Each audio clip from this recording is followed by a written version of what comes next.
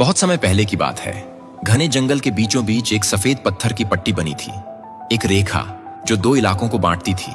उस रेखा के दोनों ओर शांति थी, कभी लड़ाई नहीं, कोई टकराव नहीं, क्योंकि उस रेखा को जंगल के शेर वीर ने बनाया था और हर जानवर उसका सम्मान करता था। लेकिन फिर एक दिन सुबह सुबह चंचल बंदर दौड़ता हुआ आया, हाँफता हुआ, वीर वीर, वो रेखा गायब हो गई है।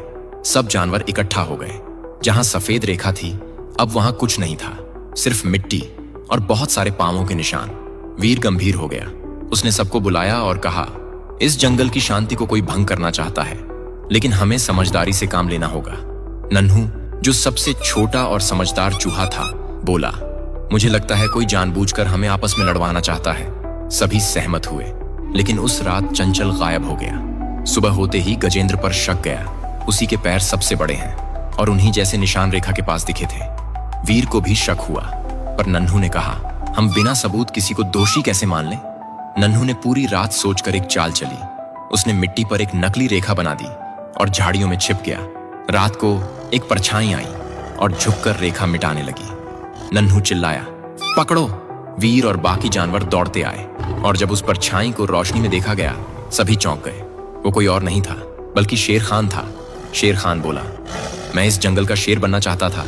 रेखा हटती, इलाका बंटता, झगड़े होते और मैं सबको बांटकर राज करता। वीर की आंखों में आंसू थे, नफरत के नहीं, दुख और समझदारी के। शेर खान, तू मेरा दोस्त था, पर अगर कोई दोस्त ही जहर घोल दे तो उससे बड़ा दुश्मन कोई नहीं होता।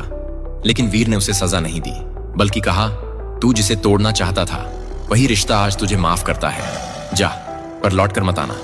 शेर खान चला गया। वीर ने सब जानवरों से कहा, अब हमें कोई रेखा नहीं चाहिए। अब हम सब साथ रहेंगे, भरोसे से, न कि डर से। और उसी दिन जंगल की असली रेखा बनी, दिलों के बीच, जो कभी मिटाई नहीं जा सकती। कभी कभी जो रेखा मिटती है वो असल में हमारे अंदर की आवाज को जिंदा कर देती है। जो रिश्ते टूटते लगते हैं वही हमें सिखाते हैं कि साथ रहना सिर्फ जरूरी नहीं, जरूरी से भी ज्यादा है।